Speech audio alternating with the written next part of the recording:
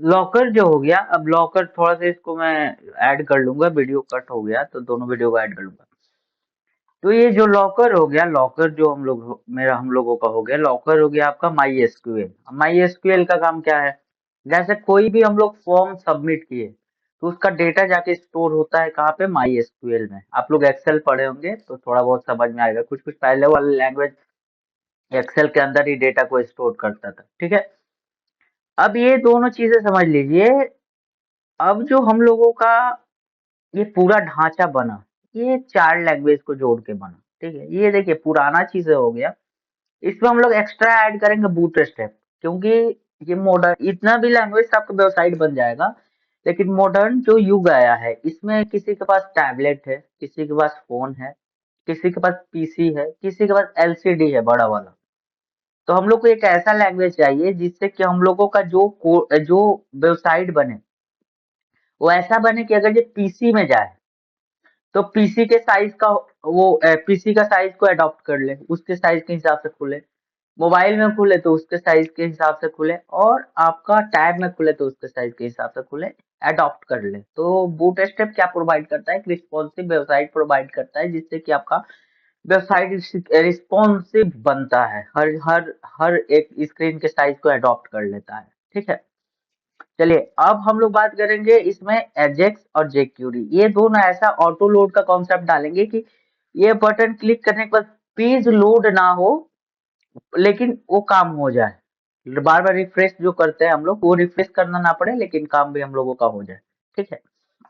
तो ये सभी लैंग्वेज का अलग अलग काम है, जेक्यूरी का अलग काम है, इसका अलग काम है। जेक्यूरी जावा स्क्रिप्ट का ही अपडेटेड वर्जन है, तो उसको भी हम लोग पढ़ेंगे, ठीक है।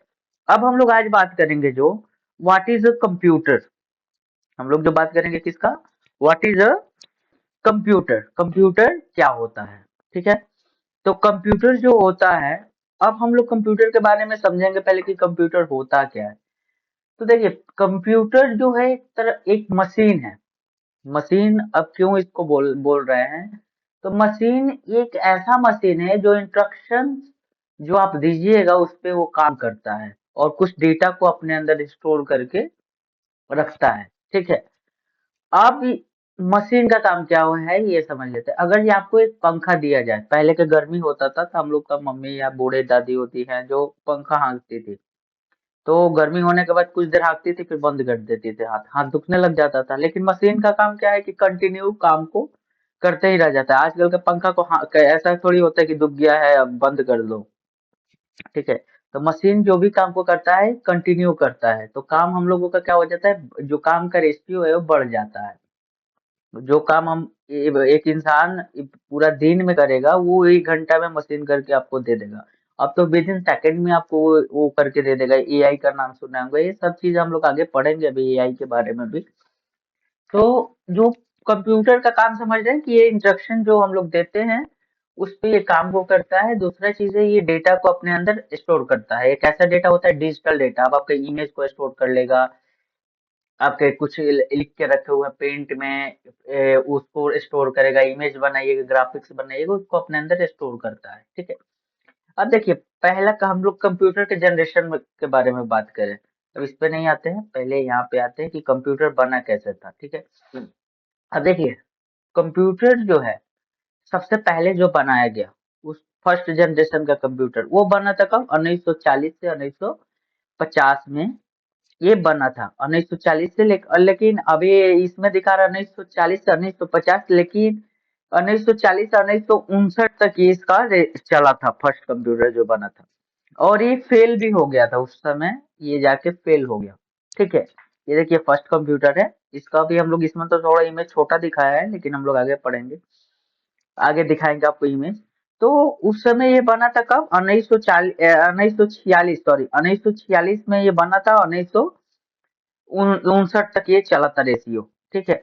अब ये क्योंकि जब ये इसका टेस्टिंग अभी हो रहा था तो उस टाइम को हम लोग नहीं काउंट करेंगे, हम लोग जब ये लॉन्च किया तब से काम इसको काउंट करेंगे। तो ये लॉन्च हुआ था 1946 से 1959 तक इसका काम चला, और ये फेल हो गया। अब फेल क्यों हो गया, क्योंकि इसका जो साइज था, ये डबल डेकर बस के बराबर था। डबल डेकर मतलब क्या होता है, यूएस में आप देखोगे 2 ताला बस जो होता है, उसके बराबर 2 बस के बराबर ये एक कंप्यूटर था, ठीक है।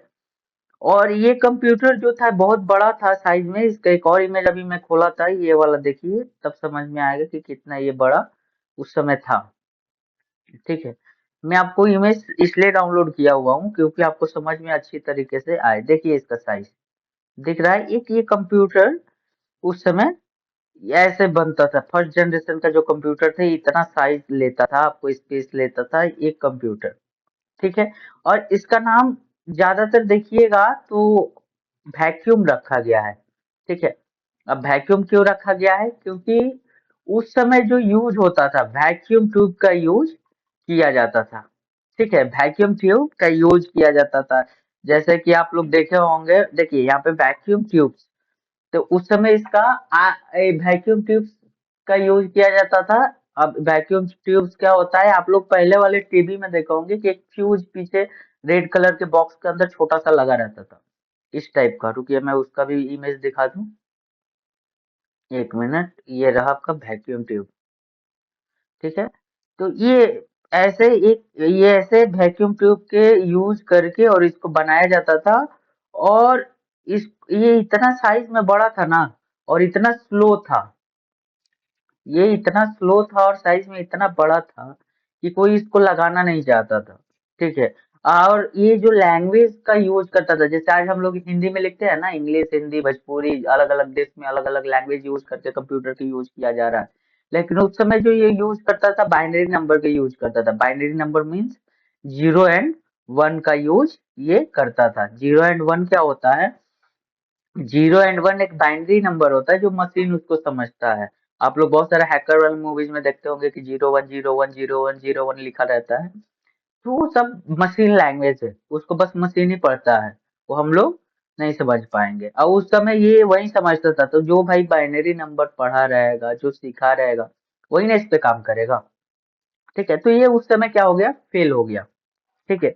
अब इसका सेकंड जनरेशन आया 1959 से लेके 1965 तक, इसका सेकंड जनरेशन आया, ठीक है ना। सेकंड जनरेशन, अब इसमें क्या था कि एक यहाँ पे देखिए कंप्यूटर के अंदर ट्रांसलेटर लगा दिया सर। यहाँ पे क्या लगाया, ट्रांजिस्टर इसका नाम था, उस पर समय ट्रांजिस्टर इसका नाम था। और ये इसका साइज थोड़ा सा क्या हो गया उस समय, तो छोटा हो गया। लेकिन उस समय भी ये जो काम कर रहा था ना, उस समय भी ये बाइनरी नंबर पे ही काम कर रहा था। थोड़ा सा फास्ट हुआ था, उतना भी फास्ट नहीं हुआ था। तो ये भी उतना ट्रांजिस्टर का यूज करने के बाद भी ये छोटा, ये भी फेल हो गया, ठीक है। उसके बाद थर्ड जनरेशन आया। थर्ड जनरेशन कब आया आपका, ये आया 1965 से लेके 1971 तक, थर्ड जनरेशन आया, ठीक है। और थर्ड जनरेशन के बाद seven generation, sorry fourth generation भी 1971 में ही आ गया। और फिफ्थ जनरेशन 1980 तक इसका आ गया, ठीक है। अब देखिए अभी का, तो अभी उस समय का जो कंप्यूटर था ये टीवी वाला था, थोड़ा साइज में बड़ा था, ज्यादातर यूज करता था इलेक्ट्रिसिटी। लेकिन आजकल के मॉडर्न कंप्यूटर है जो छोटा छोटा आ रहा है, समझ रहे हैं ना। तो ये सभी चीजें आया और कंप्यूटर का रेशियो बढ़ा। आज कंप्यूटर कहाँ तक पहुंच गया, एआई, फिफ्थ जनरेशन एआई की तरफ भी बढ़ गया है। आज आज तो एआई के यूज, क्वांटम, ये सब चीजों का यूज किया जा रहा है, रोबोटिक्स, ये सभी चीजें, रोबोट वोबोट सब कुछ बन रहा है कंप्यूटर के यूज करके। तो अब तो कंप्यूटर बहुत ज्यादा डेवलप हो गया। अब एक चीज समझ लीजिए, एआई का थोड़ा सा हम लोग इस पर डिस्कस करेंगे। जब कंप्यूटर आया था ना, तो लोग जो पिछड़े लोग थे, पढ़े लिखे कम थे, तो उनको लगता था कि कंप्यूटर आ जाएगा तो हम लोग का नौकरी खत्म हो जाएगा।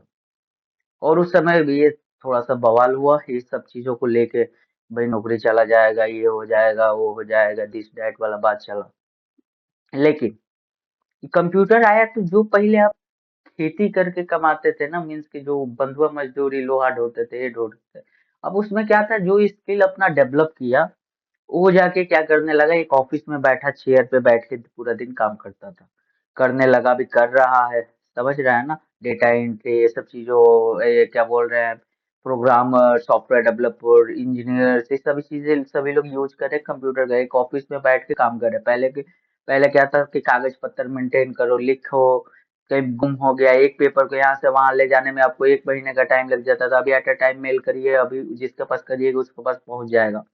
तो देखिए जो एआई आया हुआ है ना, अभी भी यही चल रहा है कि एआई मीन्स कि पूरा जॉब खा जाएगा, ये हो जाएगा।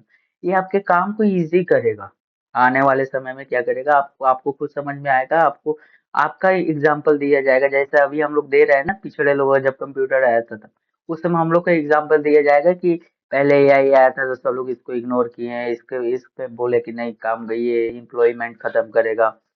तो देखिए जो टेक्नोलॉजी आता है ना, तो शुरू में थोड़ा अच्छा नहीं लगता है, लेकिन वही इंसान को दिक्कत होता है जो अपने स्किल स्किल को डेवलप नहीं करता है।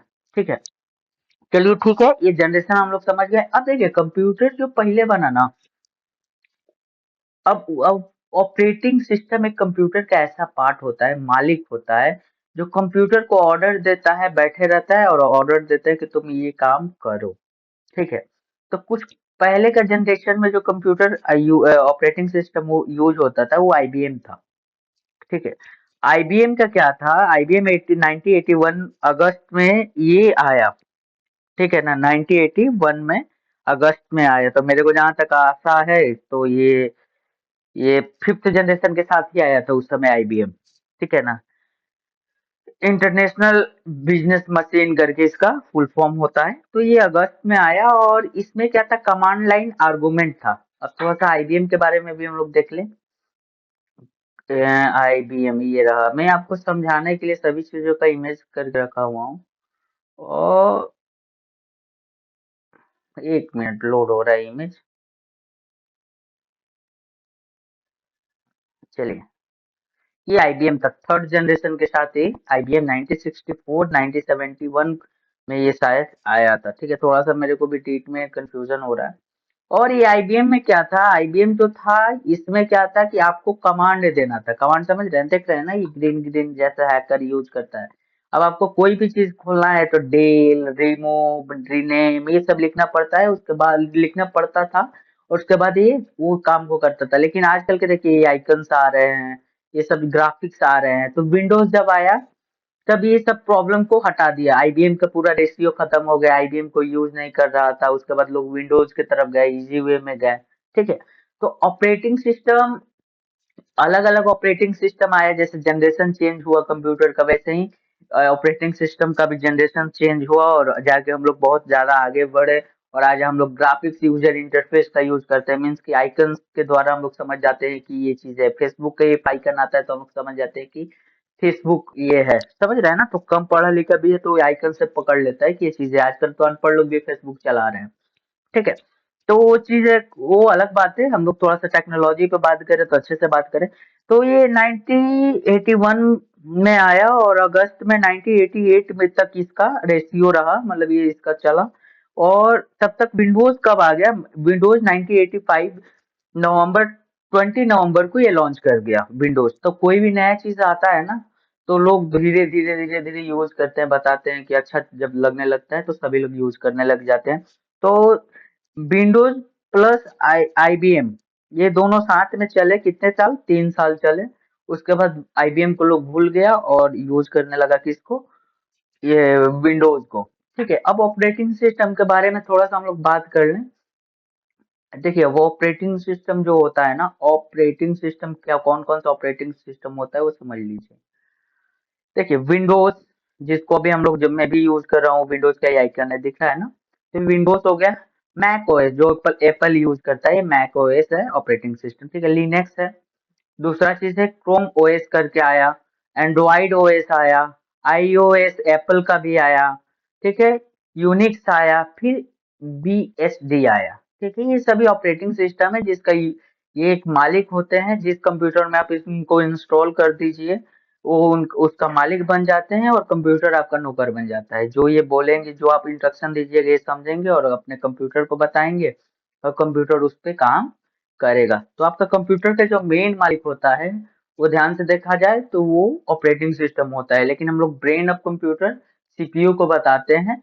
लेकिन मेन मालिक जो है कंप्यूटर का वो है आपका ऑपरेटिंग सिस्टम। ऑपरेटिंग सिस्टम नहीं है तो आपका कंप्यूटर कोई काम का नहीं रह जाएगा। ठीक है, तो ये सभी चीजें आज आज हम लोग समझे कि क्या होता है, ये क्या बोल रहे हैं, जनरेशन समझे, कंप्यूटर का जनरेशन क्या होता है। दूसरा चीज समझे ऑपरेटिंग सिस्टम क्या होता है। तीसरा चीज समझे वैक्यूम ट्यूब क्या होता है। तो इस आईबीएम क्या होता है, ठीक है? तो ये सभी चीज़ों को आज हम लोग बेसिक कॉन्सेप्ट में समझे, जिनको समझ में नहीं आ रहा है। तो आप लोग कमेंट डालिए कि मेरे को ये चीज़ें समझ में नहीं आया, मैं उसका नोट्स और फिर से इस पे एक वीडियो थोड़ा लॉन्ग करके बनाऊँगा और फॉर एग्ज़ाम्पल के साथ में बनाऊँगा। चलिए आज क्लास यहीं पे ख़त्म करते हैं, फिर मिलेंगे कल हम लोग। ये क्लास डेली चलेगा और आप लोग इस वीडियो को ज़्यादा से ज़्यादा शेयर करिए और सब्सक्राइब करिए, ठीक है? आप लोग जितना सब्सक्राइब, लाइक से सब चीज़ें देंगे तो मेरा भी मोटिवेशन बढ़ेगा, तो मीन्स और मैं वीडियो बनाऊँ, आप लोग को इंटरेस्ट आ रहा है। ठीक है? और इस चैनल पे ही आप लोगों को जो भी नया फॉर्म आएगा ना, गवर्नमेंट फॉर्म आया, आपको इंडीड पे कैसे अप्लाई करना है, naukri.com पे कैसे अप्लाई करना है, या एडीसीए का आप लोगों को कोर्स करना है, तो सभी चीजें इसी चैनल से अब आप लोगों को ऑनलाइन ही दिया जाएगा। मैं ज्यादा से ज्यादा कोशिश कर रहा हूँ कि एक ऐप बना के दिया जाए जिसमें कि आप लोग को प्रॉपर हमेशा वीडियो मिले। इतना ही तक नहीं रहे, लेकिन आप अभी यूट्यूब से भी काम चला सकते हैं। चलिए, हर हर महादेव। अब यहीं पे क्लास को खत्म करते हैं, कल फिर मिलेंगे।